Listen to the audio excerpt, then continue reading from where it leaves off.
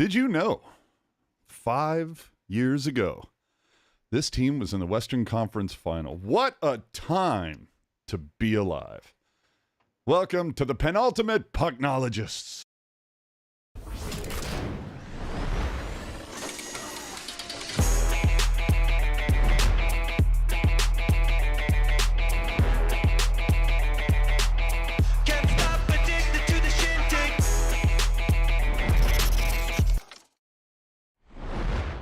And now, boys and girls, welcome back to another episode of the Pucknologists, your only completely live, unfiltered, unedited, uncensored, commercial-free Sharks podcast, wrapping up your week of Sharks hark, who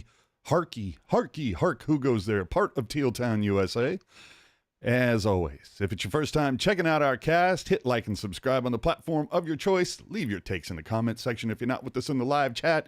And remember, every episode this season, we're giving away some stuff. And, just letting you know, next week, we're not going to be here on Sunday. It's going to be a little earlier because then playoffs is starting. So I'm thinking playoffs. Well, I didn't say for the Sharks, but playoffs is starting. So we're going to be back with you same time, different day. Sound right? Friday? Good for you? Sounds like a plan until it's not. Hey now. All right. So Friday at 7, not Sunday, Friday. And there will be constant reminders of that too, of course. Sure. Why the hell not? Oh, so here we go. 3 games this week. And hey, look at that. Jerk changed his shirt for once. Hey. 3 games this week. The Sharks go 1-1-1. Whew. OT loss to Calgary, a win at Seattle for the first time ever, and a loss to Minnesota, thus locking down the best odds for the top pick.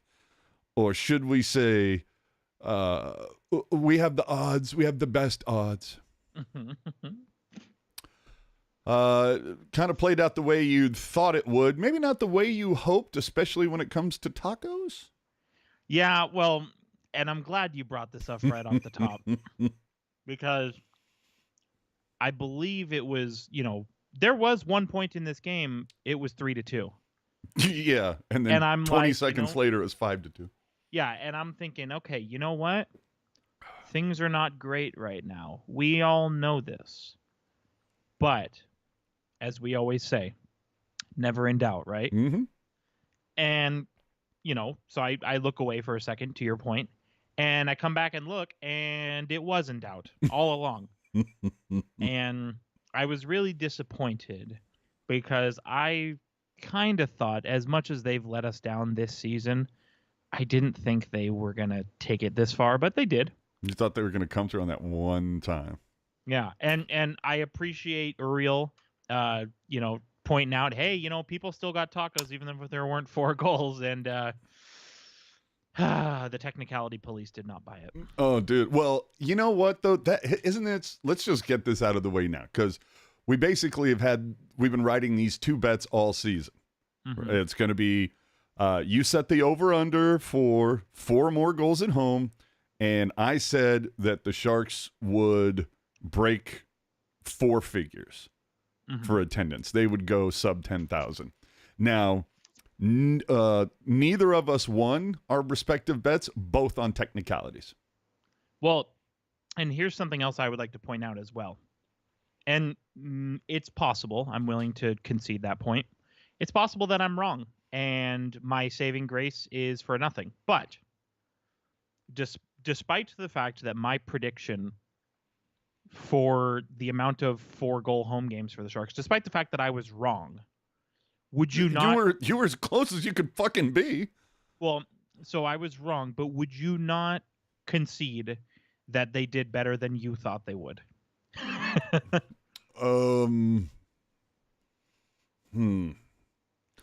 Yeah, probably, especially when you consider Hurdle being traded.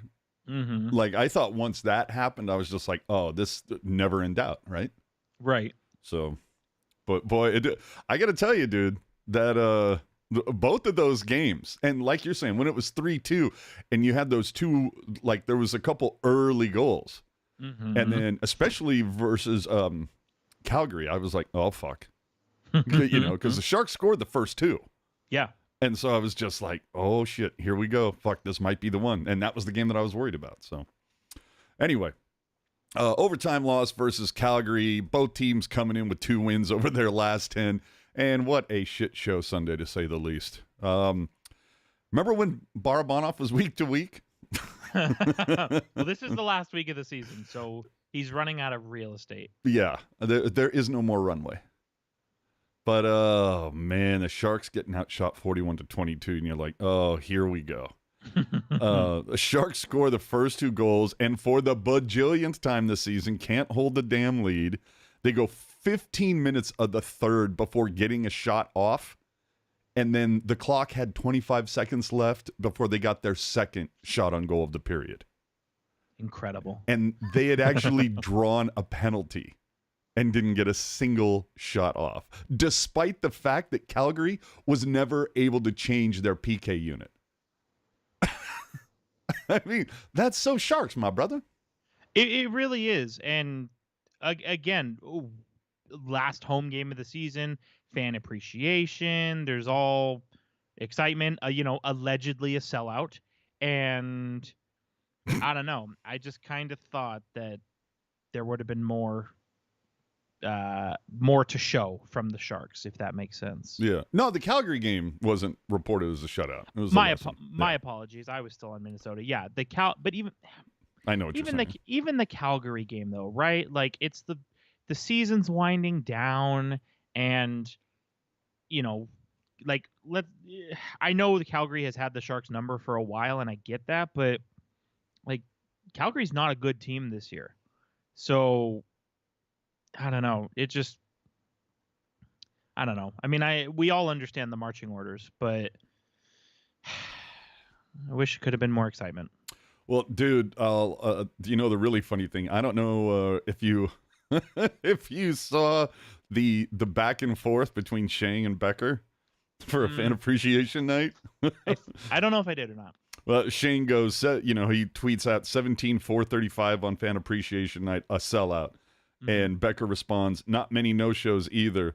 And Shane says, you're giving away free stuff. It's like, but it is a good crowd, not many no-shows. So, either way, it's, it's a Saturday night. You're giving stuff away. It's the last game of the season. I mean, and everything was in their favor. Yeah, well, and it's still, again, it's tickets distributed. It's not tickets used or scanned, because you could see it in the third. There were seats down, few rows from the glass that still had their little menu cards on them. You could tell nobody had sat in them all night. And that's fine. It's okay to be transparent and honest. But, again, I was screwed from the get-go, because the Sharks were not going to allow that number to get below 10,000. So that's on me. I should have recognized that. Honestly, it would not surprise me if they knew that the bet. They knew the bet, and they were like, all right, fuck that guy. Whatever is said about us this year, we cannot have sub 10,000 fans. And so it's like, somebody walks by the tank and maybe they've never watched hockey before. Hey, you busy tonight? Come here. Fucking A, like, dude.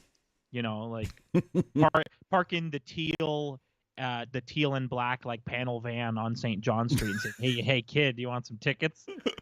Well, what's the old joke? It's like, watch out for this neighborhood. I had 2 tickets on my dashboard to the Sharks game. I came back, my window was broken, and somebody left 4 more. Yeah. So after the Calgary game, Sharks head up to Seattle, finally getting their first win in Seattle in franchise history. That blows my mind.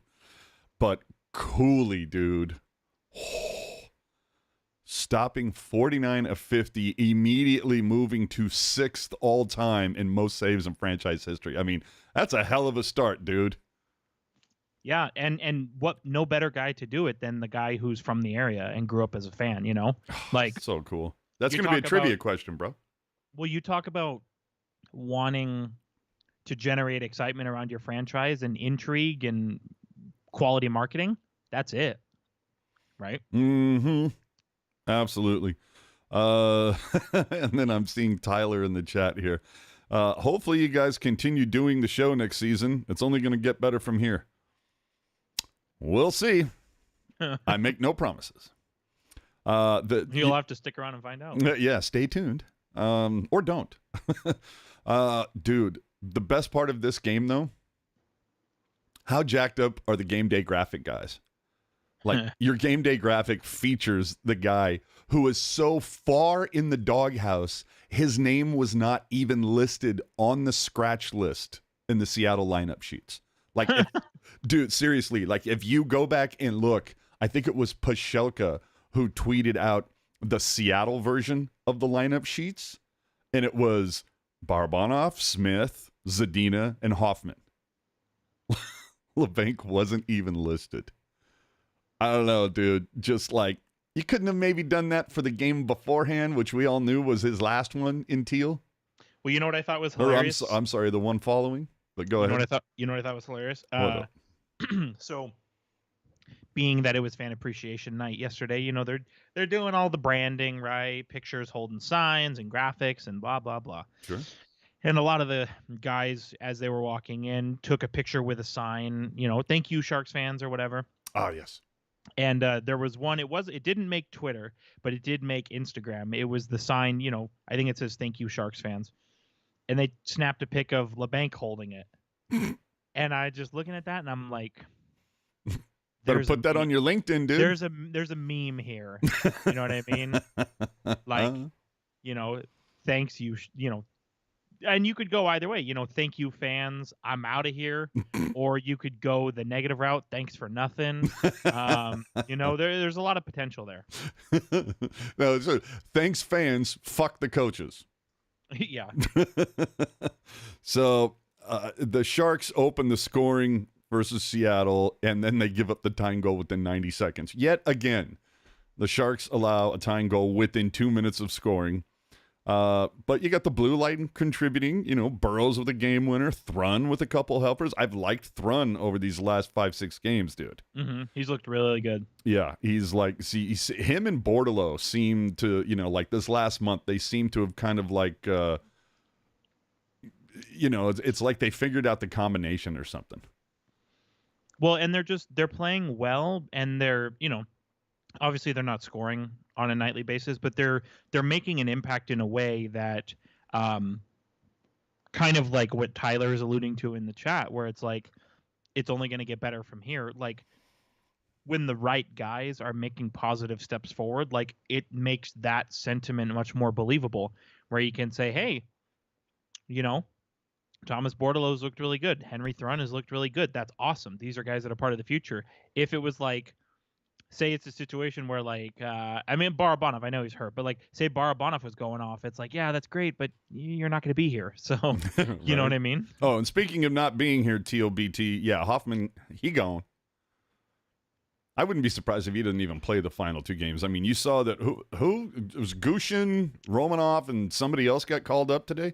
Yeah, the Jack Thompson. He's the guy that Who? they got from the guy that the Sharks got from Tampa for Duclair. Oh, all right. I don't even understand the Romanov call up. Like, why not just give Cooley the last 2 games? Well, they are going on the road, so maybe, I don't know, just in case kind of thing. I guess I could see if they're just like, fuck it, let's see what we got here. Let's see how dude looks. So maybe they give Romanov, or who are we playing? Calgary or Edmonton and then Calgary. Yeah, so maybe you give Cooley Edmonton and then you give Romanov Calgary and be done with it. Because Mac Black is here for next season anyway, and you pretty much know what you have in the guy. So not only that, but even though he's been healthy and he's been playing lately, I do get the vibe that he's not 100% healthy. For Mac Black, right? Yeah. Yeah, same here. So I say, why not? Yeah, I'm fine with that. And maybe that's one of the reasons for the call-up. Yeah. You know? Well, here's the thing. When you have nothing, you've got nothing to lose. Exactly. Mm-hmm. Chris asking in the chat, what character UFAs do you think we should pursue? That would, I mean, off the dome, I Duclair, like, like, I know that sounds sarcastic, but I'm actually dead serious. Like, if he wants to come back, like I thought he meshed really well with this group, and I think he could be similar to Granlund, kind of like a more veteran kind of leader sort of guy who, again, he meshed really well with Eklund, meshed really well with Zetterlund. Mm-hmm. There are worse decisions to make. Yeah, absolutely. I will say though, and Jules is also pointing out, that the young guys have stepped up. Graf has looked good, which yes, I would completely agree with. But back to Chris's question for a moment. Just to let you know, I'm sure that is something that we are so going to get into once like the playoffs are, towards the end of the playoffs. That's going to be something. That's going to be, Ian and Jules. Everybody's going to be involved in that. So that's definitely going to be something that gets talked about. Probably not today, but believe me, we have a long list of shit to get into today. To wrap up, because we're always all over the place. There's no fucking structure to this. To wrap up the Seattle game, though, back to Cooley. I love this. I mean, the guy was an AHL goalie, a backup a month ago. But the fact that he post game he was saying that all he thinks about, like while he's playing in his mind, he just repeats. He's like, "There are no thoughts. There is no future. Nothing matters. Nobody cares." He said, "That's what I keep repeating to myself. It keeps me present, at peace, and in the moment." And he's like, "Everybody's gonna die." I was just gonna say, death is only the beginning. Right? Dude, I love that. Nothing matters. Nobody cares. I don't know. He's like, that's the whole thing. He's like, if they score 4 on me in 5 seconds, nothing matters. Nobody cares. Yeah. And I'm like, what a great way to look at that. Oh, my gosh. And then finally, the Minnesota game that we were talking about a little bit last night. Dude, goals in bunches there for a little bit. And, goals in the first and last 3 minutes, which has been an Achilles heel for the Sharks all season. The Sharks, courtesy of Pichelka, Sharks have now allowed 6 or more goals in a game 17 times this season. I'm thinking in the offseason, yes, you want some character guys, Chris? I want some fucking defense. Mm-hmm. I want to have a Sharks team that isn't leading the league in high danger chances against, shots against. I mean, good Lord. Pretty much the last few years, would you not agree? Really, ever since Brendan Dillon got traded, which is going back a long time, would you not agree that for the last few years, this Sharks blue line core has been, we'll call it patchwork? Dude, I'm going to say blue line spelled BLEW. Right. Like, dude, they've blown. Like year to year, like it's pretty common. And this is a team that had Erik Karlsson last year. Right. Like if you're a team that makes a deep run in the playoffs, it's common to use, 7, 8 defensemen. I feel like the Sharks are using, year to year, have been using 8, 9, 10, 11 the last few years. I'd be curious to go back and check that out. Oh, dude, it would so be worth it. Aaron, this seems like a new person to the show, or at least a new commenter. Thanks for checking us out. It says, recalling guys up. You also do this to reward guys, make guys hungry, so call-ups aren't necessarily to fill a void, but to invest in the future. Absolutely. I dig that. Yeah, I'm down with that. Do we think... Okay, this is just... Say it, baby, say it. Maybe there's nothing here. Maybe I'm just reaching. Mm-hmm. But if he doesn't retire and maybe wants to... kind of take it easy a little bit and then get dealt to a contender later in the year, could there maybe be a reunion in the cards for one Alec Martinez, formerly of the Junior Sharks? I mean, he's a minute munching defenseman. Could be a guy you help build the culture and then I don't hate dump him that. at the deadline. Yeah, I was gonna say, dude, I do not hate that. What's his contract right now? He'll be a UFA at year's end. So you could sign him to 1 year, $1 million, maybe give some bonuses, some games played bonuses. Can you fire that off to Greer? Email? Well, you know what? If you're listening, we know you are. Alec Martinez, the only former Junior Shark to win a Stanley Cup. Hey now. Hello. You can sell merch. Dude, I can't. Not only that. Did you see how fast they put out that Eklund straw hat trick t-shirt? That's great. Dude, that was so fast, dude. You don't see other apparel manufacturers doing that. You know what I'm saying? You don't see the Sharks doing that 5 years ago. Oh, hello. But Alec Martinez, the only former junior Shark to win a Stanley Cup. Also, the only former junior Shark to win 2 Stanley Cups. And wait till you hear this. The only former junior Shark to win 3 Stanley Cups. Hey now. Hey now. Oh, hold on. Did we send somebody shoes? What's going on? He says, not new, just a rare commenter. Thanks for the shoes. Maybe shows. Show. Oh, okay. We're going to have a really big shoe. Who throws a shoe? Honestly. What a film. Dude. And then for the second time in 10 days, the Sharks give a guy his first NHL goal.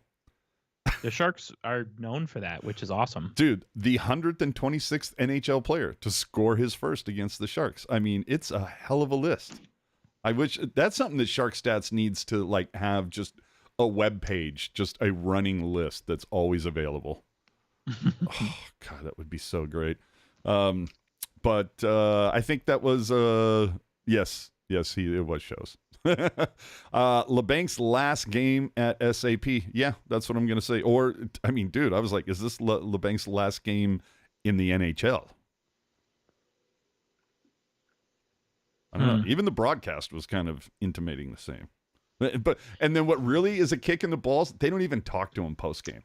Like, how does nobody request him? But now, and to be fair, we don't know. I'm not aware if he was asked for or not. Maybe he was, and LeBank's like, no, I'm good.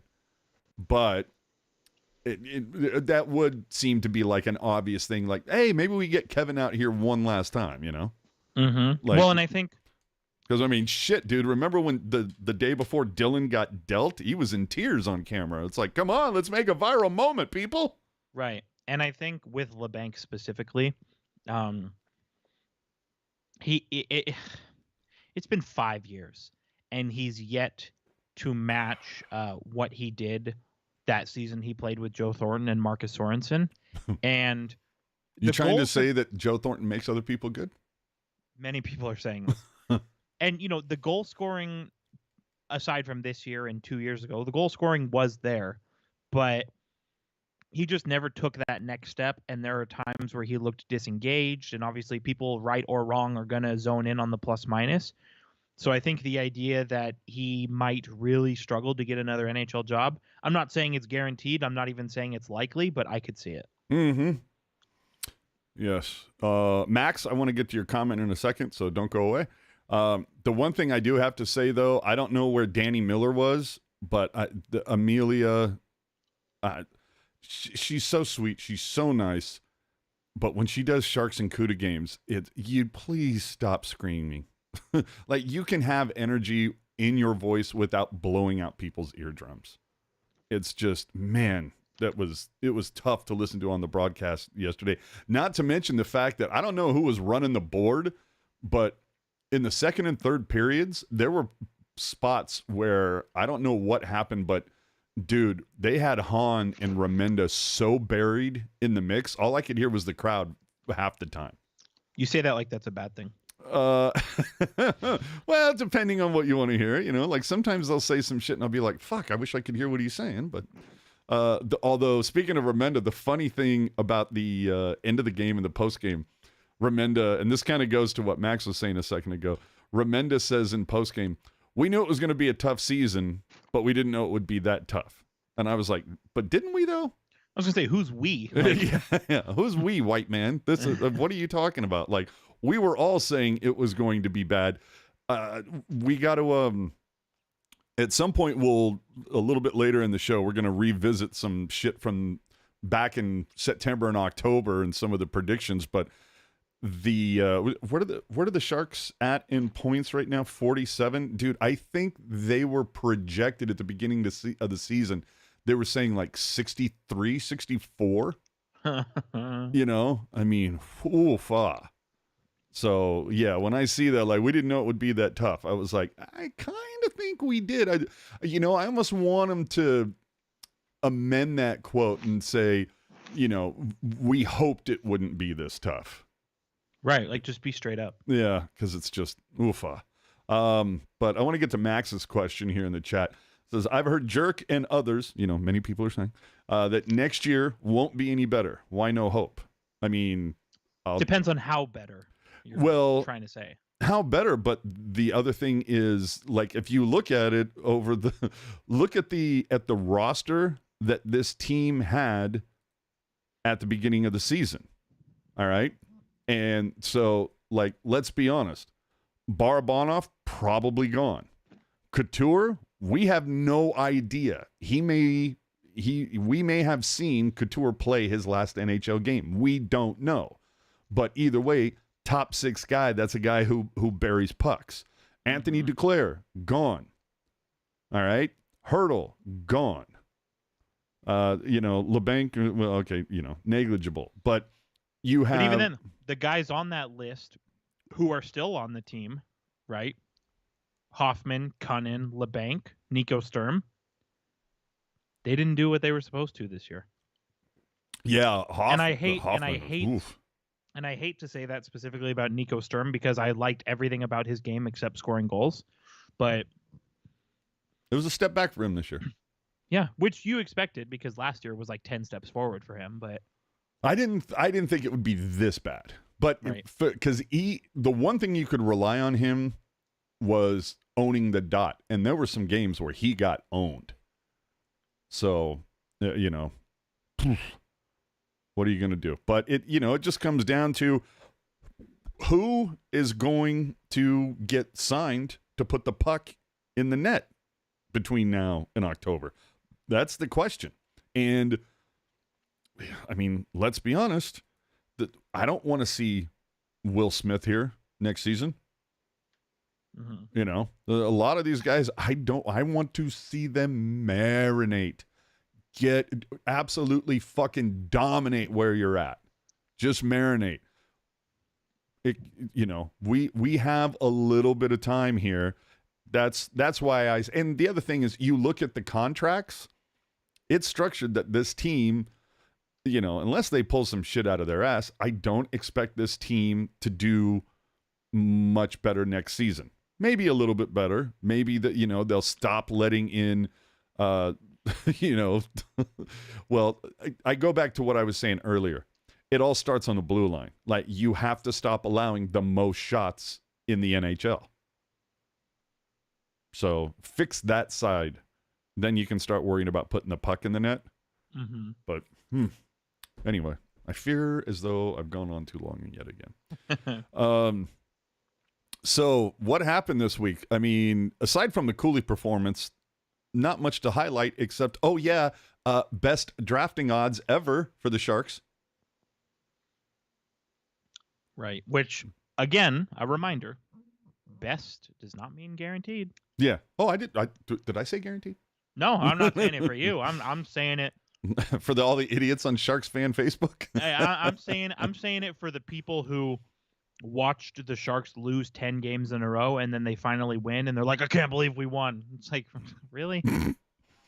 Oh, man. What's Jules saying here? I think you bring the young guys in together. So Musty, Smith, hopefully Celebrini come in together and you gel them with X and boards. Abso-fucking-lutely. Absolutely. There is zero reason to bring these guys in right now. Yeah. My whole thing, can we please replace the bench with the Barracuda? Can we? A lot of people want it. Yeah. Can we get a new coaching staff? I'm not saying that they're not nice, but I'm not looking for nice. I'm looking for guys that will, get her done. So anyway, total number of tickets distributed on the season, as announced by the team, is 555,934, or an average of 13,559, down slightly from last year, 13,988. Not a bad average, though, for being really shitty. Oh, I was going to say, worst season in over 25 years are probably going to have that effect. Right. But, yeah, as you're saying, still more than the Yotes. Oh!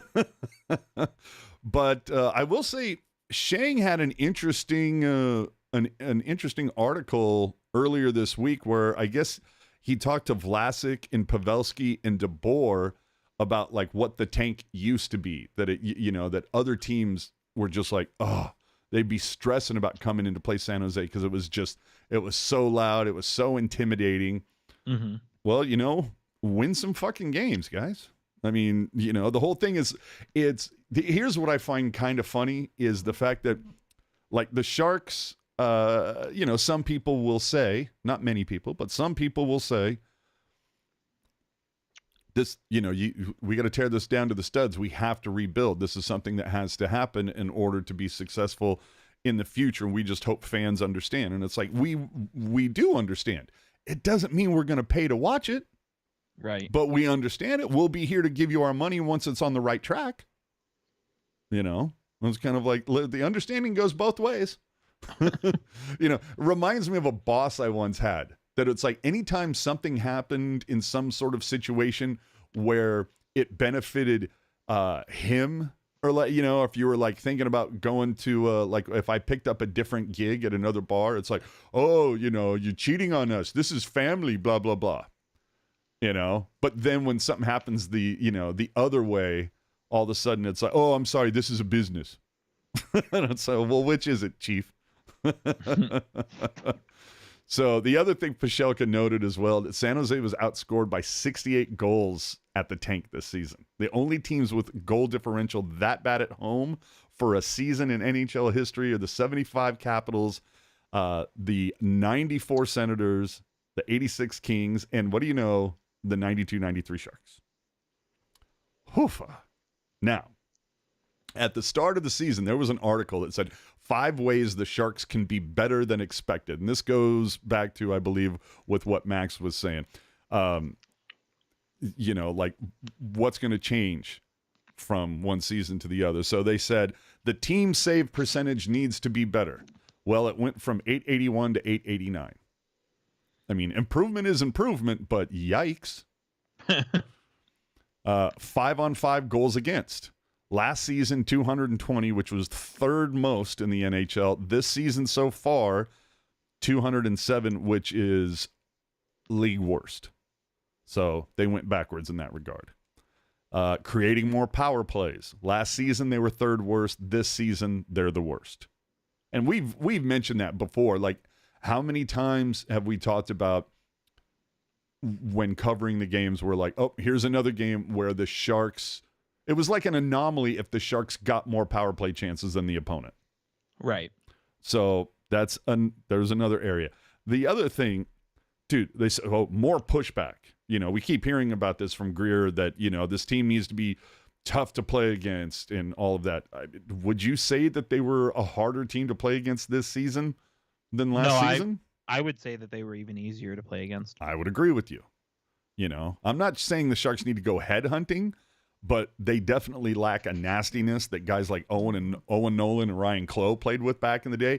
If there's a UFA out there that has that kind of thing happening, that can score, but also like has a nasty streak, I'd be more than happy to see somebody, one of the Sharks, pick up the phone and give that guy a call. Well, and I think it just really what it boils down to is feeling pride to wear the Sharks jersey and like feeling like, if somebody disrespects the team, like caring enough to stand up for that, Mm-hmm. Absolutely. And then finally, this is my favorite one. In order to be better, they need more secondary scoring. Now, it's 234 goals last season, and 45% of that total came from 4 guys. Carlson, gone. Meyer, gone. Couture only played 6 games. Hurdle, gone. So what you're saying, AJ? What I'm saying is secondary scoring did improve because all the primary talent was gone. What you're saying is that when the players who do most of the scoring are gone, the Sharks no longer score. Is that what you're saying? That's kind of what I'm saying. Oh. I mean, tell me I'm wrong. So the Athletic at the beginning, see, and this goes back to what Remenda was saying. It's at the beginning of the season. I mean, where are we at right now in the Pacific? Vancouver at the top. At the beginning of the season, everybody was betting that Edmonton would be at the top. Now, they're not far off. They're only 5 points back. They also said that LA would finish third. And right now, LA is third. Barely. Yeah. But then they were way too high on Calgary, who they had at, in fourth. Little high on Seattle, way too down on Vancouver, who they had sixth. But then Anaheim seventh, San Jose eighth. I mean, there you go. I mean, for the most part, it was you get the top and the bottom nailed. It was just if you just flip Calgary and Vancouver, I mean, they almost got it. But the funny thing is that they said reasons for optimism, and of course they point to the youth, but it's Eklund, it's Gushin, Bordeleau, Robbins, Thrun, Mukamadulin. Can those guys break in? And obviously some of them have. But then it's, reason for concern. This is my favorite part. Winning too many games. Don't want to worsen those lottery odds, boys. And then here's a really funny part. What if Kevin LeBank or Anthony Duclair or Hoffman don't regain some of their past scoring form? What if? Yeah. Let's see how that happens. So the funny thing is the bold prediction, it says an easy bold one would be to say the Sharks won't finish with the fewest points in the NHL. But I'm waffling on that. So, again, I don't know what Remenda was looking at, but here you have a guy that was like, no, they're going to be the worst. But it said, here's my bold prediction. Duclair will have 25 goals by the trade deadline. Now, he didn't, but he did become their best trade asset, which was what most people thought was going to happen. Yeah. And the thing is, like, that's not that crazy of a prediction had he played the way that he was good enough to play. You know what I mean? Like, had everything gone the way it was supposed to for him, because he started the season really down, like just kind of a victim of bad luck almost. Well, he was another guy that felt like it took him a while to unlock the combination, and then thankfully it happened within a couple weeks of the trade deadline. Mm-hmm. Because whew, thank God for those couple of games right before that deadline, dude. Yeah, no kidding. I'm just saying. All right, how are the Pens looking? This is Pick Watch 2024, dude. This is amazing. Last week I was all pissed off. I'm like, oh, God damn it, they're back in the playoffs. The pick is getting worse. Well, guess what? Now they're 20th by points, 19th by percentage. 2 games left. Nashville and at the Islanders. Both teams, of course, ahead of Pittsburgh in the standings. But, dude, wild card 2 in the East is a fucking bar brawl. Yeah.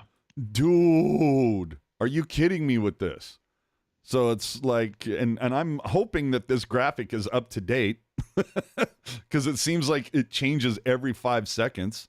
So you've got, wild card 2 is Washington currently at 87 points, but you have Detroit with 87, Philly with 87, and Pittsburgh with 86. Detroit and Pittsburgh both have games in hand. Or no, I'm sorry. Nope, my bad. They've all played 80 except for Philly, who has played 81. Well, not only that, but, dude, the final game of the regular season is Washington versus Philadelphia. Oh, love it. But I can't. But come on. Please knock Pittsburgh the fuck out. Please.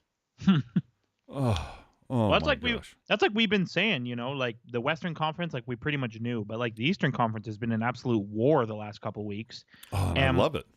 It does make me wonder, like, I think it's pretty safe that the Islanders are going to make it, but of those other 4 teams, Capitals, Red Wings, Flyers, Penguins, like, whichever one of those 4 makes it, do you not think that they're going to be, like, on E by the time the playoffs start?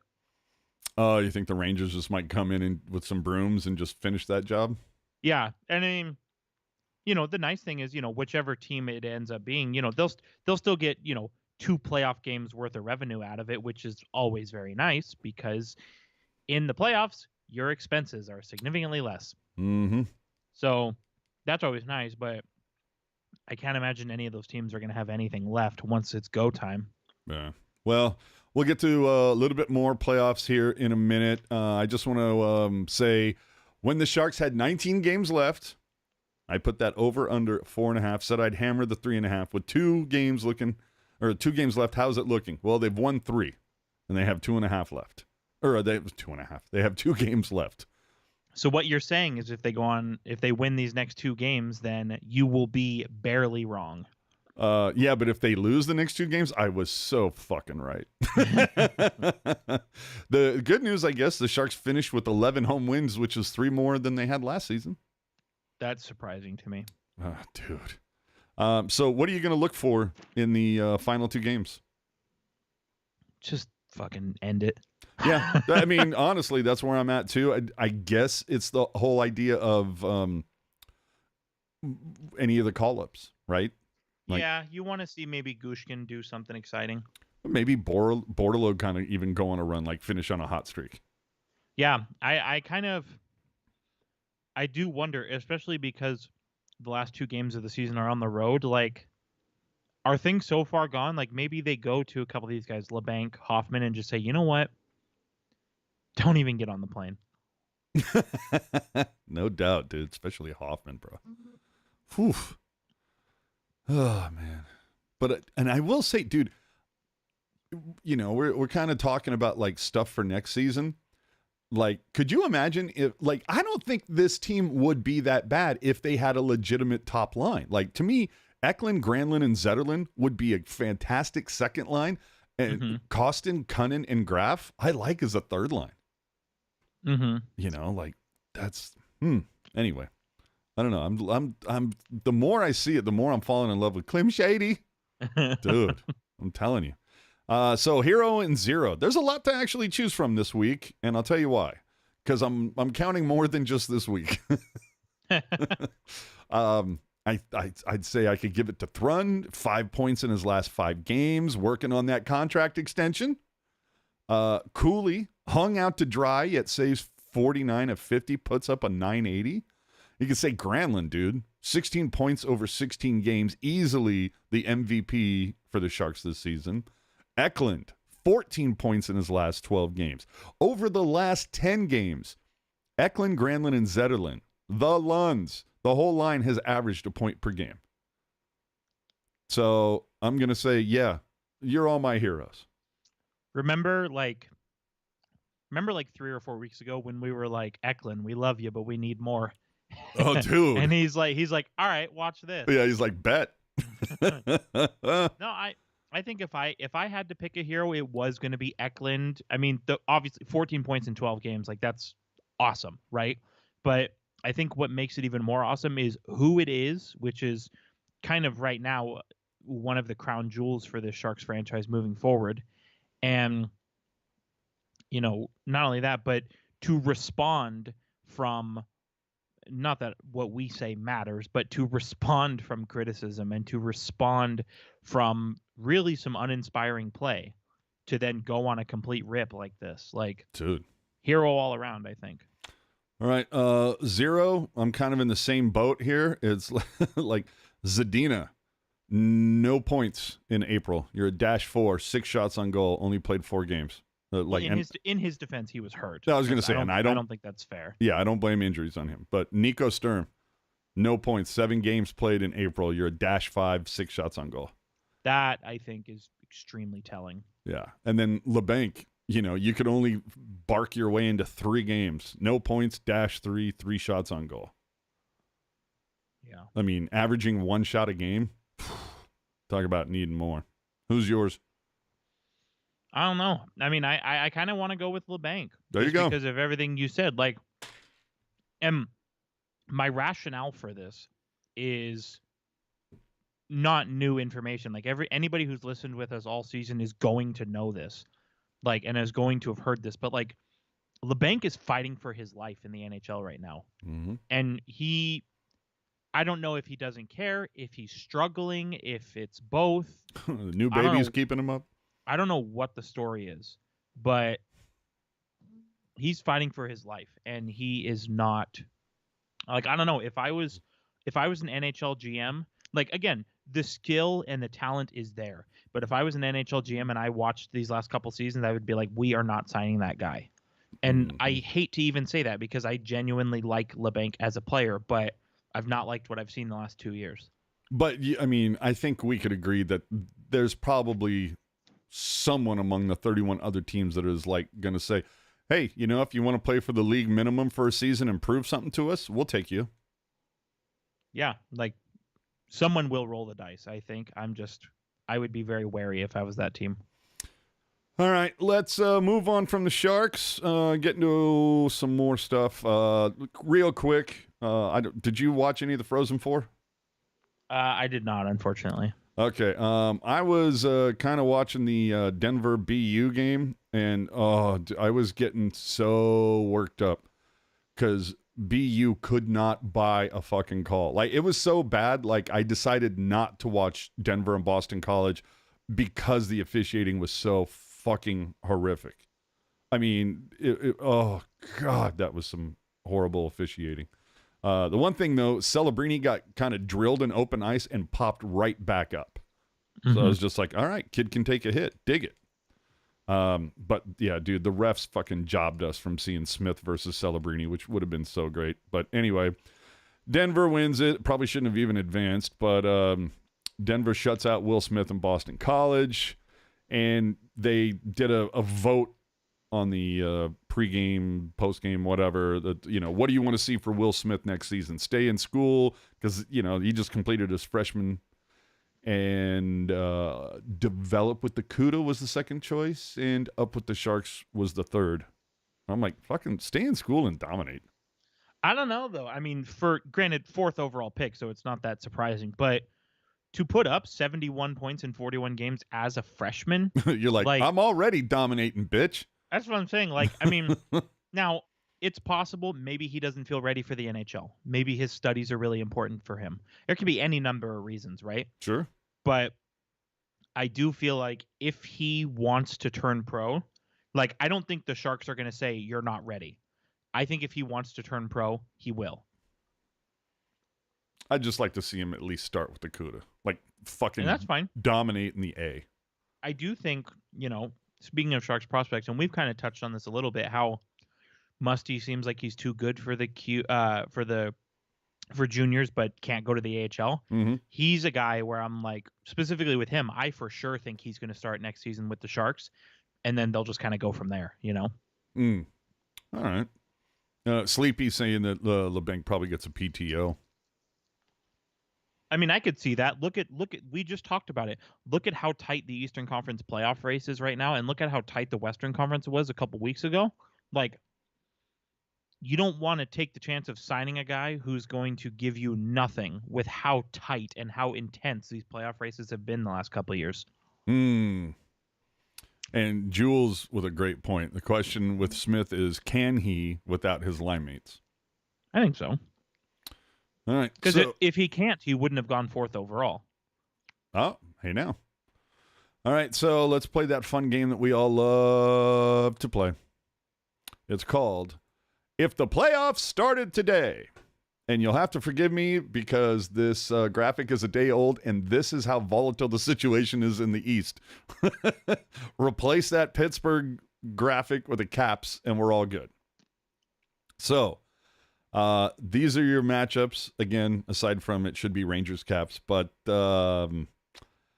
let's see here. Any former Sharks you're thinking about rooting for? I mean, there's a plethora to choose from. You got Joe Pavelski, Brendan Dillon, Dylan DeMello, Evander Kane, Erik Karlsson. Oh, no, sorry, not Erik Karlsson right now. Tomas Hertl, Barclay Goodrow, Brent Burns, Stefan Nason, Andrew Cogliano, Gus Goose, Nyquist, Jonah Gadjevich, Mikey Asimon, Noah Gregor, and Martin Jones. I mean, the easy one is Joe Pavelski, right? But I've made my stance very clear. Like, I am a Jets truther all the way, and just looking at this graphic you've got right up right now, the Jets are going to smoke the Avalanche in the first round. Smoke them. I'm having a hard time going with you on that. That's fine. I don't need friends. Fuck you. Man. Oh, man. You're making me like, okay, fuck. That's going to be like fucking must-see TV for me. Appointment viewing.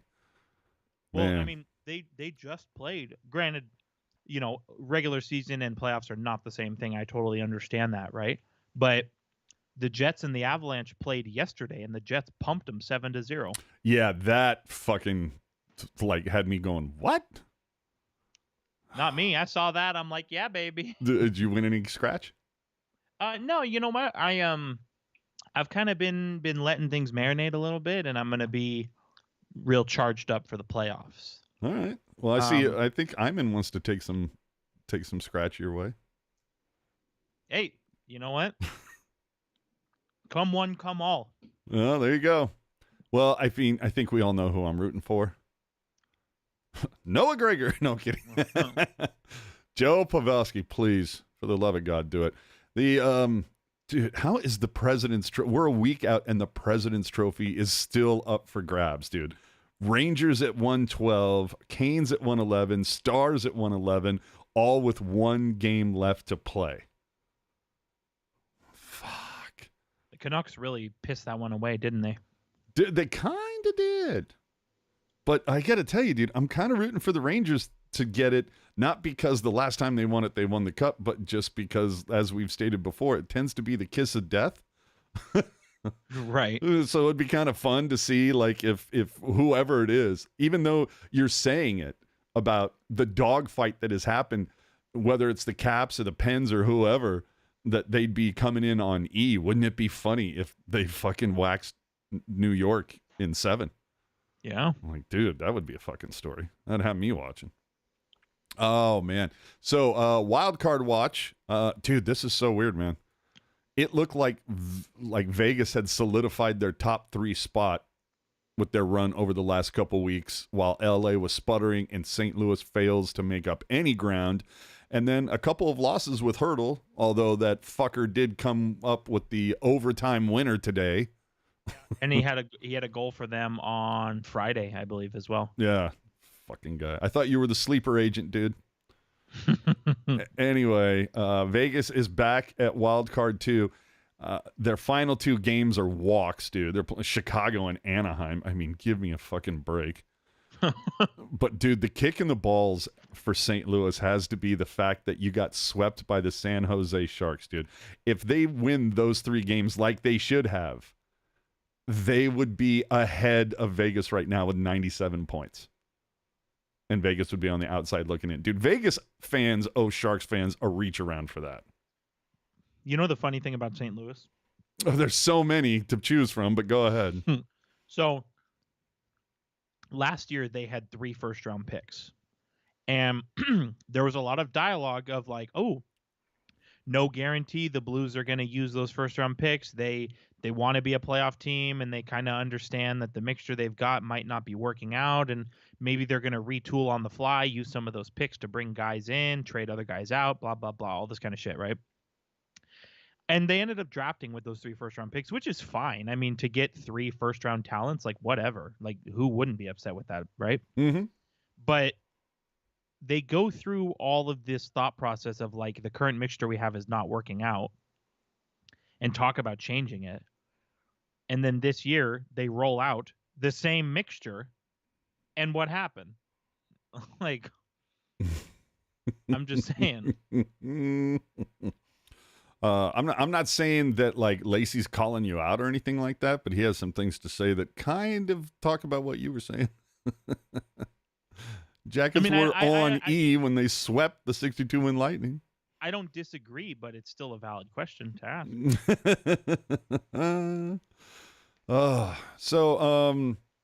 Speaking of VGK, suddenly Mark Stone is healthy enough to practice, eh? It seems like just a week ago, some people were saying Stone would be lucky to start next season on time, and it's because it was just a week ago that they were saying it. This will be the 2nd season in a row that Mark Stone will return to practice from a regular season-ending injury exactly 8 days before the playoffs. And, like, you know, look, if the guy is healthy now, sure, but it doesn't change the perception that some teams are, you know, shall we say, lack some integrity. And I'm not blaming them. I'm not whining about LTIR or anything like that. I'm just, talking about what many people are saying. I'm just interested to see if we'll see a push for some sort of cap compliance during the playoffs at the next Board of Governors meeting or something along those lines. But the whole thing is, you can't be mad at Vegas for doing this because it's not against the rules. Well, not only that. Don't be pissed off that, McCrimmon and company are smarter than you. Well, if you can, I would like to read a tweet to you. Say it. That I saw from a couple days ago. Say it, baby. Say it.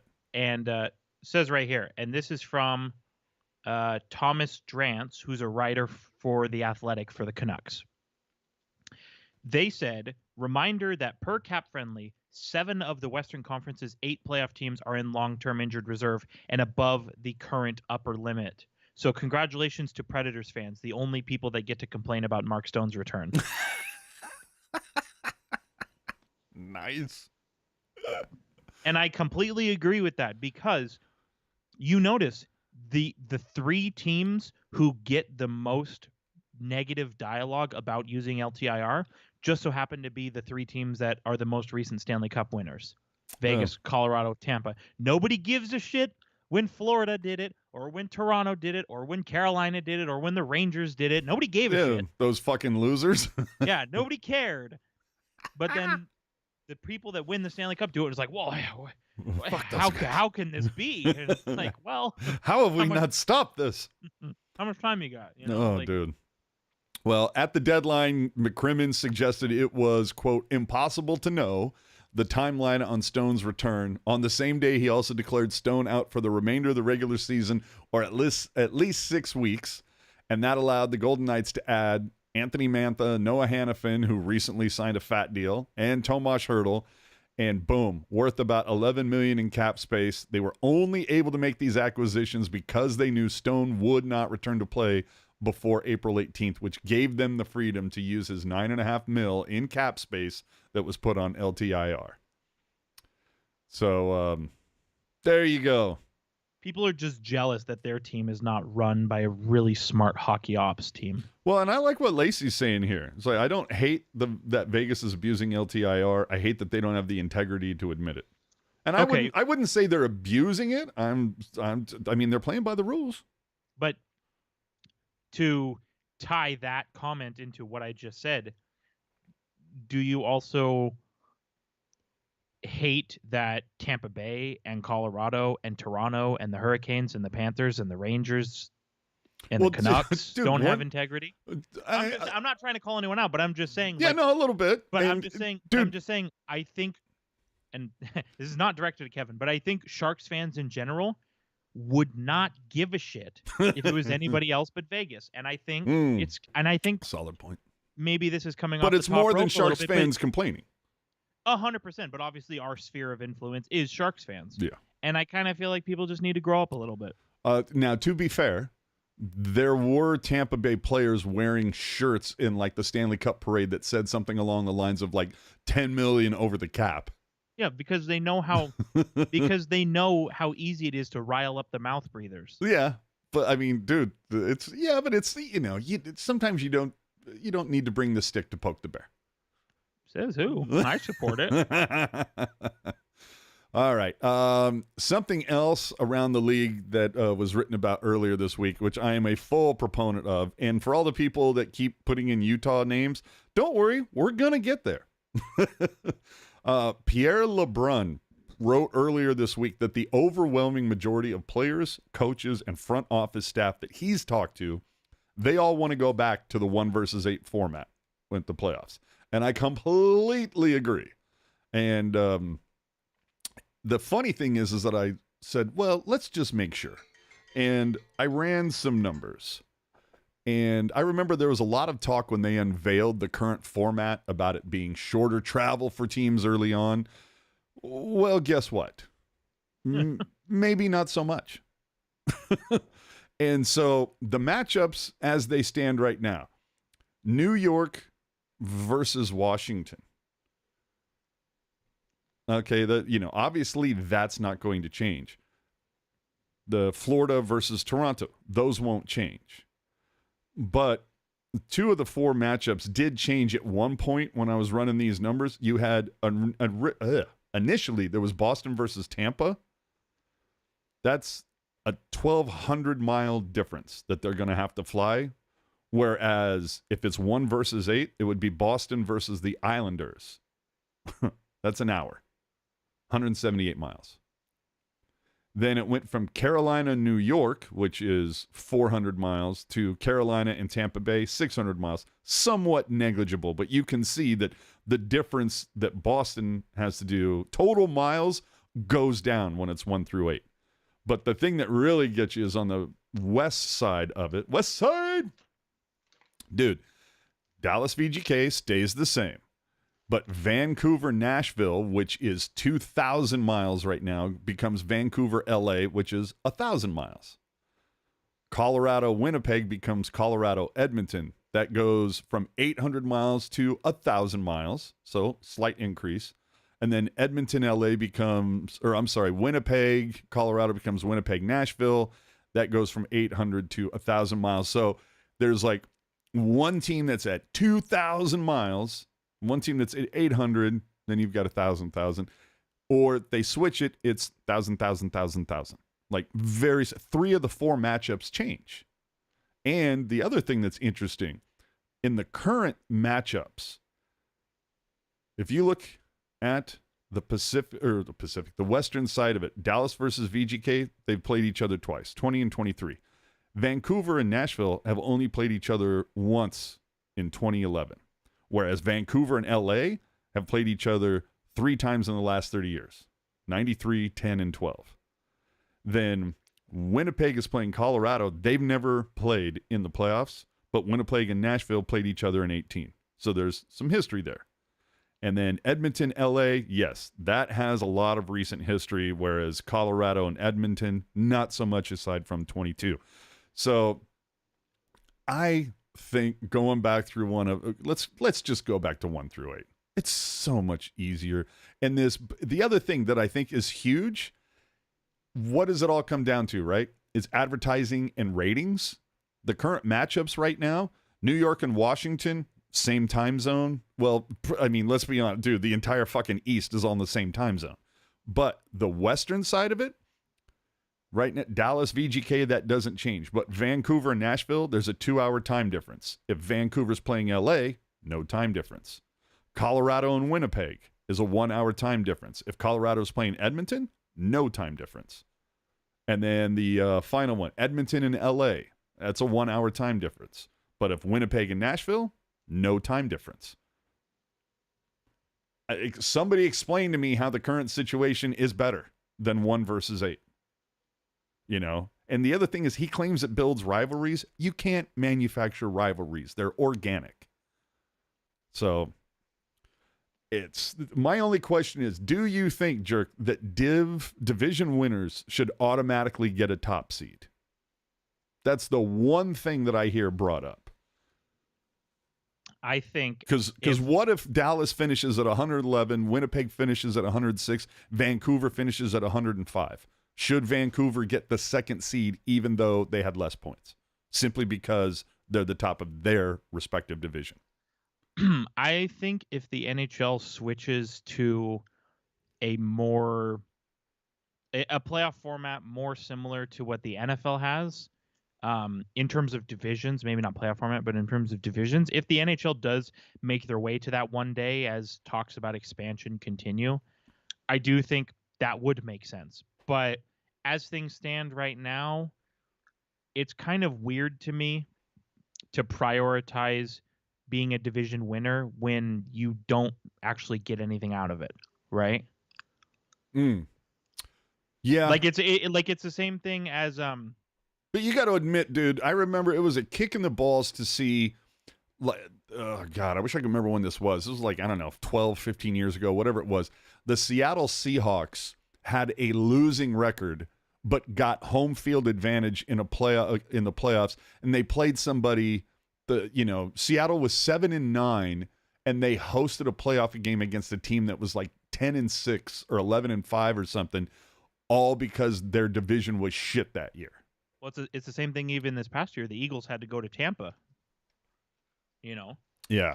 And you see that every year. There was one year, even in the NHL, where I think the Rangers had to start on the road, even though they were better statistically than the team they wwwere playing, because the Rangers happened to be fourth in their division. Yeah, see, I just don't know that I agree with, just because you're rewarded because you happen to play in a shitty division. Like, and here's the other thing, and we've had 1,000,001 conversations about this, especially when it comes to what should the divisions be, what should the schedule be, what should games played be. It's dumb as hell to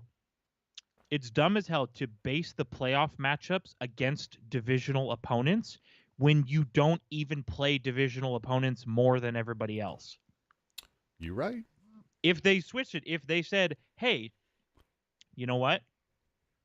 If we get rid of two, and I've done the math 1,000,001 times, the divisional playoff format works if you play the division more than everybody else. Currently, that's not how it happens. Mm-hmm.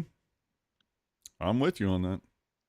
So I don't know. Like I said, I really hope they, maybe they just take a look at this and say, okay, so after, I don't even know how long have we been doing this?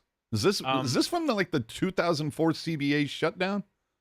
No, so this is from the 2012 CBA shutdown. That's okay. Yeah, so 12 seasons of this, it's has it really produced what you hoped for? I would say no. So let's just go back to 1 through 8. It's so much easier to explain to people. And the 1 through 8 would jive with the current schedule format because, again, divisional games don't matter more than other games. I know. But you know what does matter sometimes is points. I want to see, somebody came up with this idea of the Uno reverse card in overtime. Now, refresh my memory if you can, or somebody in the chat if Jerk is unable. There was a game not too long ago where somebody needed points, and so they pulled their goalie in during overtime. Yeah, Minnesota did that twice this year. Oh, and they got burned on it the second time, right? Correct. Okay. So, but the thing it came to light that nobody knew the rule that if they got scored on, they lose the bonus point, whatever you get, the fucking overtime point, the point you get for going to overtime, right? Yes? Yeah. Okay. You're basically wagering it. Yeah. But this is the whole thing. This is what I love. This is the deal. It says, why do teams lose a point if they pull the goalie in OT and get scored on? Instead, if a team pulls their goalie in OT and they score on their opponent, they should make their opponent lose that point in overtime. Dude, stealing a point from an opponent that figured they already had it in the bank? Dude, I love this. So, whoever Minnesota beat in the first time, that team shouldn't have gotten a point. I love that idea, dude. Would you not vote for that? I mean, aren't you Team Chaos? Yeah, I think that makes more sense. If you're going to take it away, you have to have it the other way, It's weird to me that you would lose a point for getting scored on with an empty net in OT. The logic for me doesn't make sense. Either way, I love that. Whoever wrote in with that idea, I was like, oh my God, that's one of the most awesomest things ever. Make it go both ways. All right. It's what we've all wanted to talk about. Ay, ay, ay. What a difference a week makes. Remember just a week ago, Jerks Yotes had told everybody, the wait is finally over. Introducing the new arena. This is going to be amazing. We're going to buy this land and we're committed, and it's going to be this privately funded whole entertainment thing. And not even a week later, it's and we're out of here. We're moving to Utah. Bye-bye. I mean, dude, new renderings were shown. The mayor of Scottsdale comes out, says infrastructure is not in place. And the prospect of a rookie developer attempting to buy Arizona State Trust land with absolutely no infrastructure at the doorstep of Scottsdale. It's not feasible. It's not welcome. And then like 24 hours, he walked that back. I don't even get that. But, you know, I was thinking, like, take the hint, Coyotes. Like, Glendale evicted you. Tempe voted no. Scottsdale is saying fuck off. Well, and like, take the hint. Well, and in listening to Elliot Friedman from over the weekend, it sounds like, you know, obviously the Coyotes current owner, they're going to have the right of first refusal on an Arizona expansion team. But I don't even know why, because from what I understand, this dude has a real hard time paying his fucking bills. Well, I was going to say, it sounds like this particular maneuver is the latest in a long line of kind of like shady sort of moves. And so it kind of sounds like a lot of people are really disillusioned with him as a person. I almost feel like the NHL should just kind of be like, sure, yeah, we'll do that. 5 years later. What? Who? Right. Dude, I mean, and then this week when Sarah Valley was reporting that when they said the NHL was roughing out two different schedules, one that included the team moving to Utah, I was just like, oh, that they gone. Mm-hmm. But I still want to know, like, if the Yotes, what if they still like win the land auction? Like, then what? Well, if the Yotes win the land auction, they'll build the arena. Or it's not the Yotes.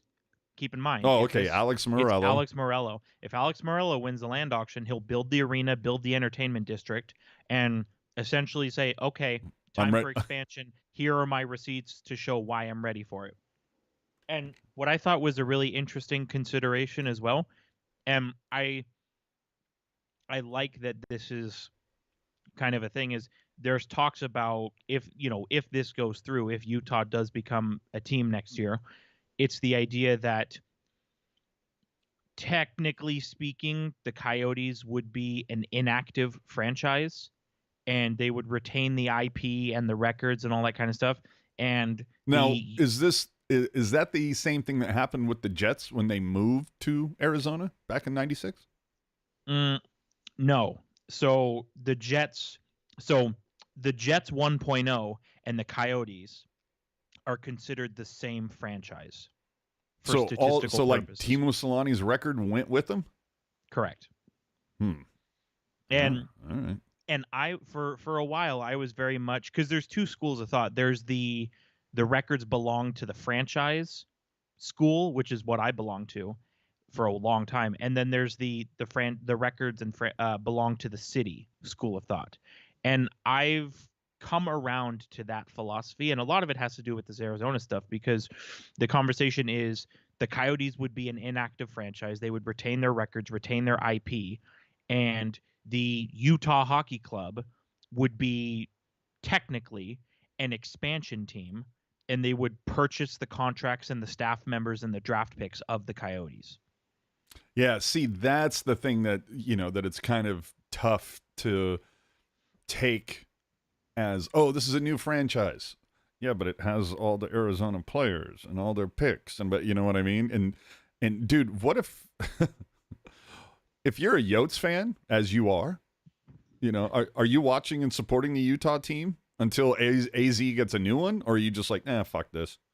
I don't really care. I mean, the only, I stopped being a Yotes fan a few years ago. The only reason I brought it back was just because, like, my heart kind of hurts for fans of that team and people who work for the team and the local media that cover it. Like, those are people that are losing jobs and losing something important to them. Dude, how do you feel if you're like a Yotes employee and ownership was saying nothing and you're finding out about shit on social media?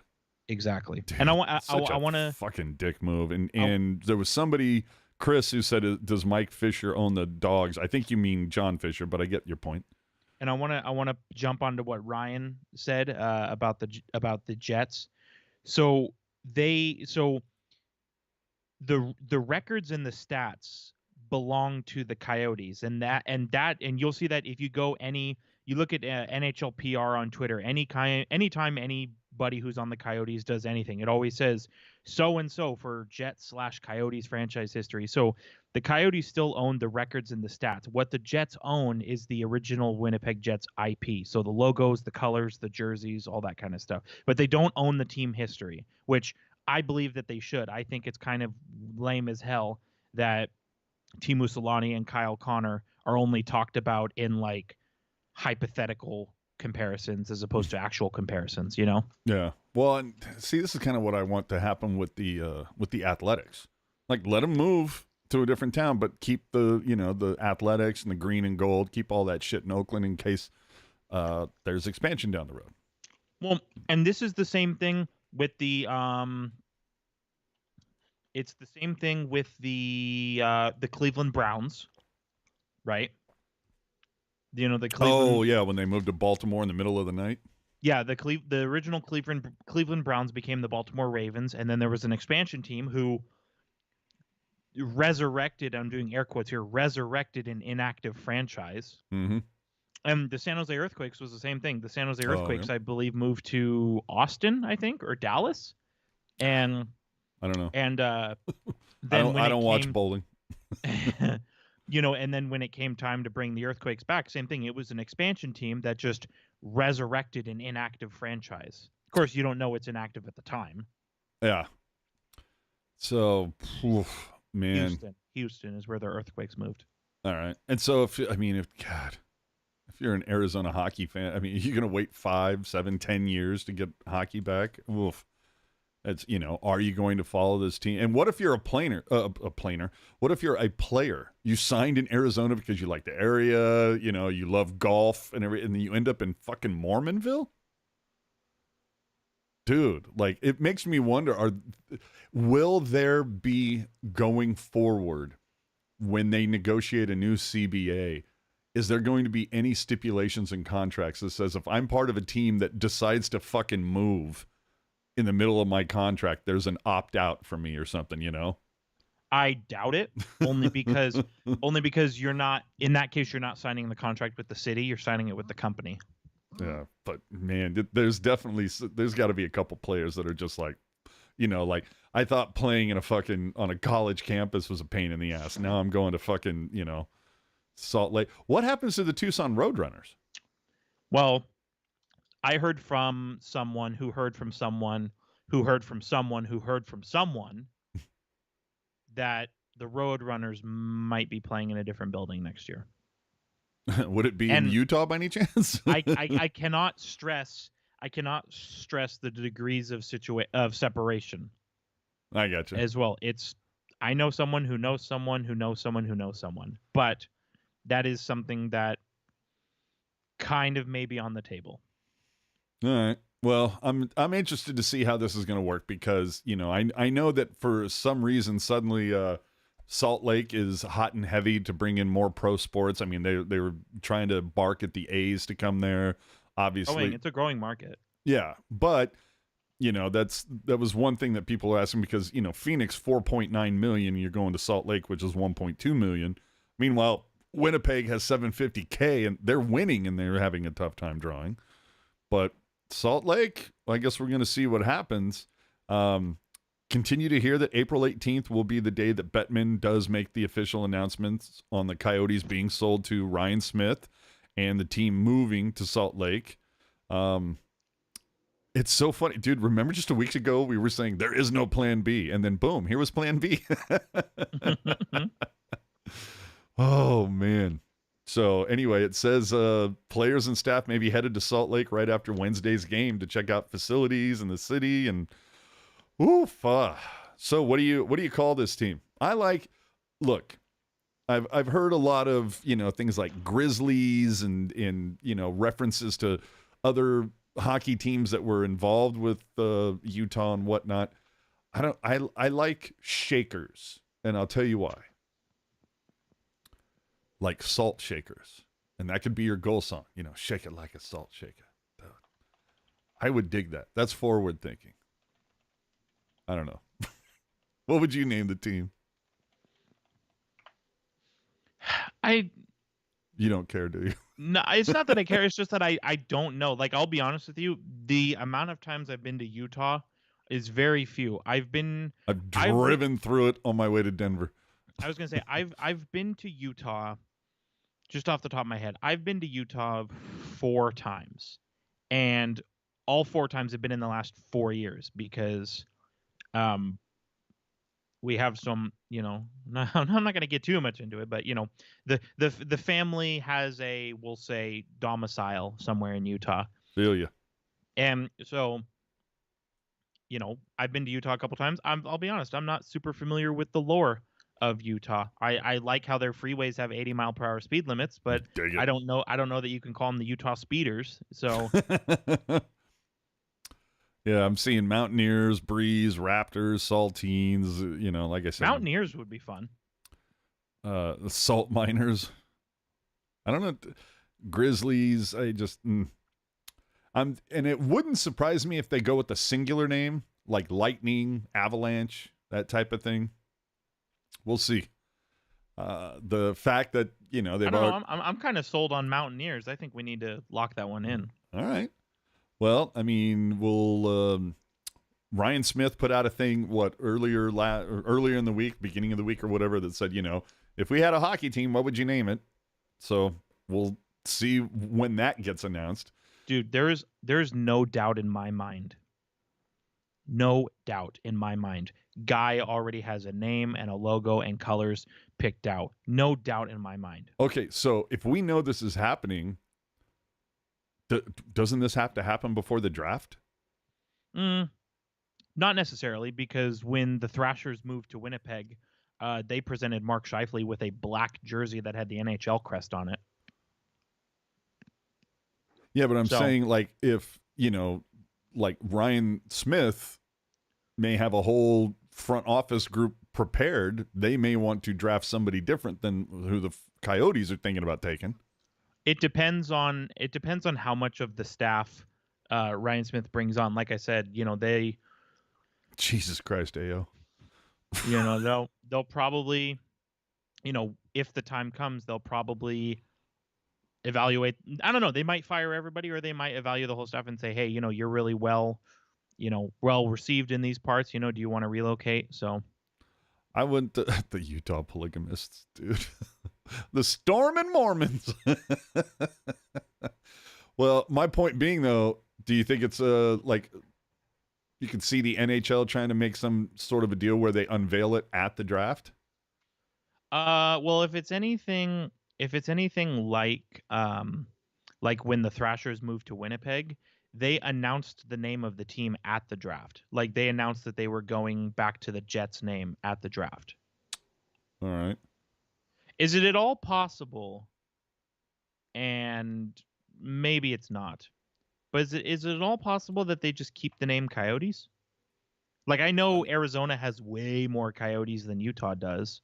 No, but didn't you just say that Morello's keeping all that shit? That is, well, I don't know, because here's the thing. From what I understand, and maybe I don't understand it, is the NHL, bear with me here, the NHL will purchase from Morello the player contracts, the staff, the prospects, the draft picks, the intellectual property, and the records. And then they're going to turn around and go to Ryan Smith and sell him the player contracts, the staff, the prospects, the draft picks, sell him that stuff, but hold on to the intellectual property and then the records.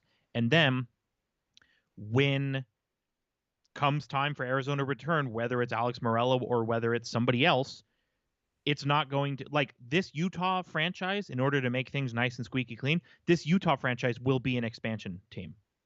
Like, it's not going to look that way because it's going to be the former Coyotes, kind of, sort of, but it will be an expansion team.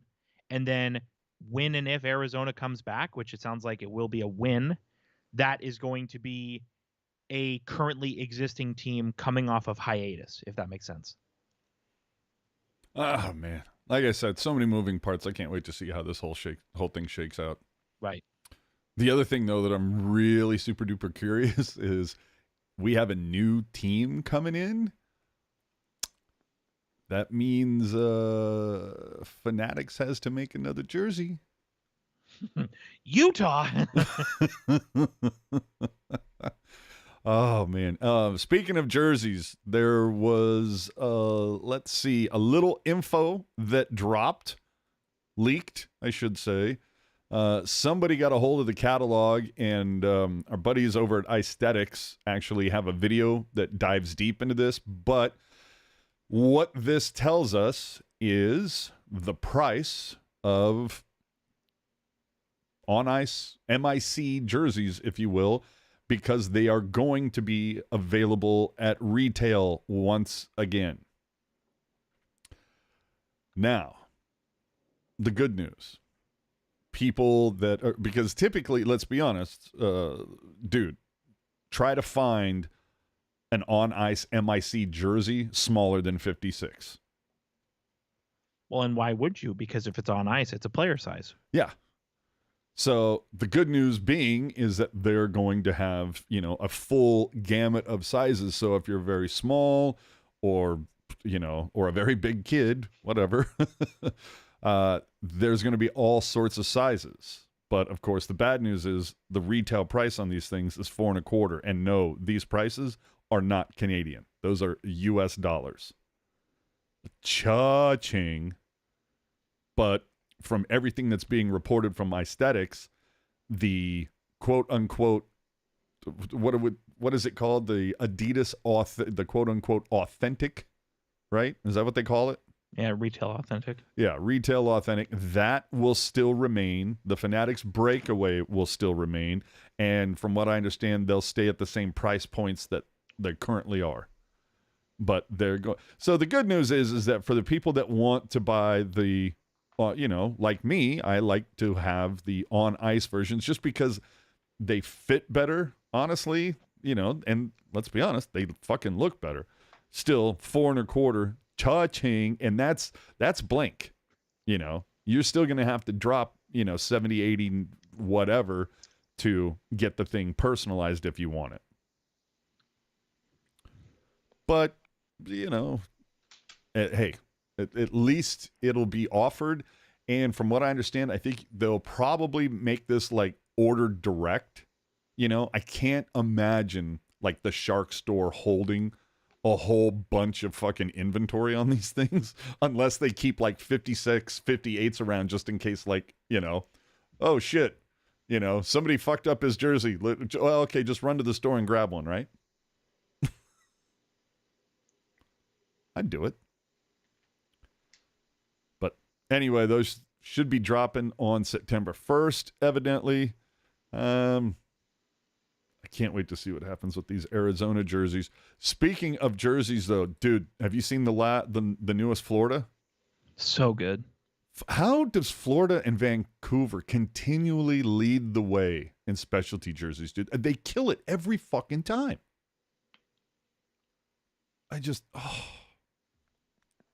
Chef's kiss. Chef's fucking kiss. All right, let's get to our tweet of the week. Speaking of Fanatics, I'm just saying, Fanatics is going to start making shit.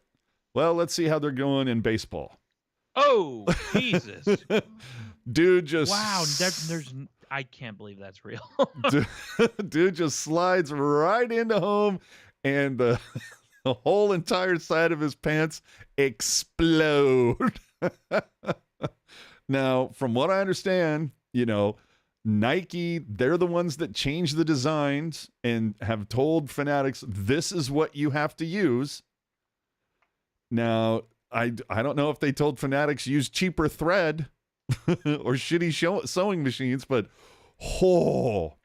and from what I understand so far, this is not, this has happened to somebody else, like not nearly as bad, but somebody, I saw a shot somewhere, like in the last few days, of a dude who slid into second off a steal and came up and had like a small hole in the back of his jammies there. But I mean, dude, could you imagine the way that MLB has been so hesitant to throw any type of blame on Nike for their design change and everything like that. When I saw this, I'm like, dude, how are they going to blame, like the grounds crew for not keeping the area nicer and ripping the guy's pants? It's just, dude, I mean, come on. I don't understand why can't Nike fucking own this, man?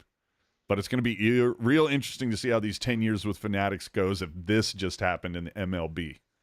I mean, no kidding. Dude, and the funny thing is that the MLB back in February told the Wall Street Journal in a statement, there were changes made to the jersey fabric, but not the pants. Dude, I've never seen that happen before until this season, and I've seen way more violent slides. So, I mean, dude, Nike, just fucking admit you new coked it and go back. Just fucking do it. All right, let's get to prize time. As you can see, actually, behind me, I have some prepackaged boxes to send out. And there was somebody who, do we have a recent winner named Andrew, by any chance? Yes, Andrew was the winner. So let me see. I always tabulate this by like what week it is. So the giveaway that we announced on March 10th, Andrew was the winner for. Okay, so I was recently able to get, I said all the remaining ones shipped out. Either way, Andrew sent me a nice photo on Discord saying, dude, nice package here. Nice. So, yeah, glad. Yeah, I believe Andrew sent me a note as well. That's awesome. And that was really cool to see. Absolutely. So, anyway, here's the fun part, kids. I have it all. I have it all queued up if you want me to run it. Run what? The wheel. Oh, as do I. Oh, okay, cool. Beautiful. And it's 1, 2, 3, 4, 5, 7 names, yes? Yeah, so I got you. What had happened was... What had happened? Well, you can explain the game while I... hey, watch this. What are you watching? I am watching. Kaboom. Oh, nice. That's much better than the setup I had. So what had happened was... What had happened was... we asked who will score the first power play goal of the week. And as you may have seen, nobody did. So those who entered but had yet to win a giveaway this year, there are 7, as AJ mentioned. Hot Wheels, Heather. I feel weird saying last names, but I'm going to say Heather S. Well, that's why I have the wheel like this. John B., who's in the Discord, I know that. Jordan D., who I believe might also be in the Discord. Dustin C., Brandon G., and Kai F. Your names have been thrown onto this very beautiful little wheel here. And AJ is going to give it a spin, and whoever it lands on is this week's winner. All right, let's go. Let's do it. And kaboom.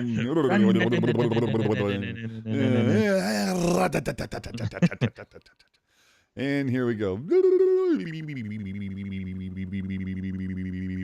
It's still going. Still going. And you can't really trust it right away. Like you think, oh, it's going to do it. And then for some reason, it just keeps fucking going. You're like, really? Like, how is this still going? But I feel like I'm safe to say, but I'm not going to just yet. All right. Kai F. You are the winner. And so there you go. Jerk will jot that down. Please contact him with your address information. And remember, if you're outside the contiguous US 48, whoa, hey. I know words. Then just saying, you're going to have to cover the freight. Oh, wait a second. There... Fuck, do I have to spin it again? Well, hold on. Oh, shit. Uh-oh. Did we make a mistake? So, yeah, I believe, man, I can't believe both of us made this mistake. Oh, did Kai already win? Kai already won, but the reason why we missed it is because they won in a week where 2 people won. Oh. Wow. All right. Controversy. All right. Bring it back up. Bring it back. Coming back. Steven. Steven. Okay. Let's hit it again. Let's see what we're doing.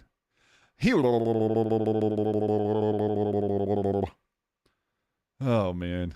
This would only happen to us. Poor Kai. We might need to send him a coaster. Oh, dude. And I'm going to tell you this right now. If Kai wins again, fuck this. All right. It's not looking like Kai. I think it's a name that starts with a J. We have to see, that's the whole thing. Or it's snakes, and it gets right to and John B. Sloop John B. All right. You, everything that I just said remember that part. Jerk will be reaching out to you to get your info, and we'll get you shipped. And if for whatever reason you're outside of the U.S. 48, you're going to have to cover the ship. And John B, they're a member of the Discord. So Sweet. If you want to be like John B, hit up the Hockey Jerk. All right, so we got one last week of this, and you can see there are multiple boxes behind me over here. So I'm willing to have a couple winners for our last Pucknologists. So I'm thinking combined save percentage, closest without going over, and maybe we just take the 3 closest. Okay. That sound good? That sounds good. Now, follow-up question. The people who have won multiple times, because I'm going to have to really dive in and get this one sorted out as well. But hold on, Kevin Lacey calling out. Wait a minute, John Becker won? Is that who won? John B? So we're doing the regular contest, but then we're also doing like the super contest, where like everybody who's won and everybody who's played gets thrown into a random draw. Like we're doing both right off the rip, right? Oh yeah, I forgot about that part. Okay, so yeah. There you go. So we're gonna do the regular contest, and we'll have a couple winners, and then we'll also do the big fucking end of season. Everybody got a raffle ticket thing. Goddamn! Can you imagine the size of that fucking wheel? Yeah, and so if you entered, you get a ticket. If you won, you get a ticket. If you won again, you get another ticket. Mm-hmm. And this one is like, I think because of, some people having more raffle tickets than others, it's kind of maybe like one and done, or maybe, I don't know. Maybe there's a top 3 there too. I really don't know. I don't know. That's going to be a fun wheel to spin. Yeah, well, I'm just looking at it right now. There's going to be a bunch of heads on that list. That's what I'm saying. So, any hoodles, we're going with combined save percentage, closest without going over. Now, if for some reason we only have one person that doesn't go over, then I'm going to take the next 2 that were closest. All right? So, combined save percentage, well, I don't care who it is. If it's Cooley, Romanov, Blackwood, don't care. Combined save percentage that the Sharks put up over these final 2 games against Calgary and Edmonton. And again, we're going to have all the winners put into a randomizer for the final prize of this, what we're calling the big ass prize.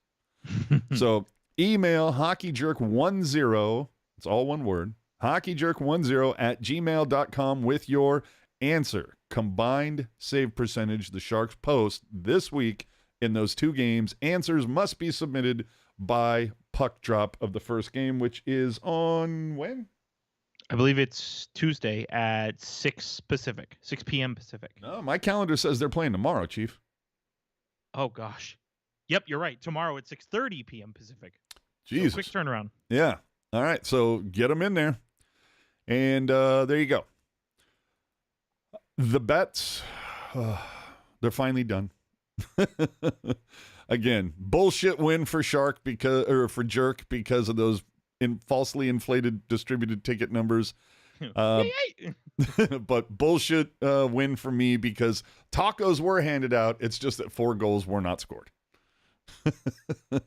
So 2 final games here. Edmonton, Calgary. The season mercifully comes to an end, as does this show. On Twitter, you can follow him at hockey_jerk. Follow me at AJ_strong, but I wouldn't do it. Remember to subscribe to our YouTube channel. Leave your take in the comment section of the video. If you weren't with us live, you can help keep us commercial-free by using the Super Chat options during the live shows. Better yet, hit us up on Venmo and find us at Tealtown, USA. And remember, the 24/7 Sharks talk never ends. Hit up the Jerkman at hockey_jerk on Twitter if you would like your very own invite to the Discord party. Remember, you can find links to everything, it seems like, social media, podcast apps, and more. They're in the show notes. Find everything on tealtownusa.com. And following each of those games this week, make sure to check out After Dark after every Sharks game. All right, one show left, everybody. one show left. Now, Gonna be. Go ahead. I'm just saying. Will I offer a bit more honesty than some people are willing to deal with next week? Perhaps. Oh gosh. But I feel like honesty is a big pillar on which this podcast was built. There are definitely some people I should call out for going above and beyond for helping out Teal Town, USA during all this time in some way, shape, or form. And there are some people that should be called out for being absolute trolls, douchebags, and assholes. We'll see what happens next week. I might ride into the sunset. I might burn it down to the ground. You'll have to tune in next week to find out. What are you looking forward to this week, aside from the season finally ending and getting on to playoffs? And I don't know, should we be filling out a bracket next Friday towards the end of the show? Yeah, that's kind of what it sounds like. I mean, it's only been put out to people in the Discord right now, but I'll probably throw it on Twitter as well. If you feel like you know everything, which we all do, especially if you're on Facebook, right, you can join the Teal Town USA bracket challenge, where if you're not familiar, you get the bracket with all the playoff matchups. You pick who you think's going to win, how many games, bing, bang, boom. What's your Stanley Cup final? And we haven't done a prize for it historically. Usually the prize has been bragging rights. So again, if you think you're better than everybody else and you want to prove that, I certainly do. There's no better contest to enter. Hey now. All right, so I think that's about it. God, boy, another one that is rather tidy. We keep getting closer and closer to the 90-minute mark. I like it. Is there any shouting words before we get out? No. All right, then. So unless you want me to shout something. No, I'm fine. So I don't know. I do have a T-shirt I probably could have worn. I'm just saying. So with that, I guess that'll about do it for tonight. Hope you guys had a fantastic weekend. Have a good week. Let's get through this mercifully short week of Sharks hockey. Get this season in the rearview mirror finally, and better days are ahead, everybody. And hey, let's just hope that between now and on the day it happens, the ping pong balls bounce our way. Please, I beg of you. Your moment of zen. Fire everyone.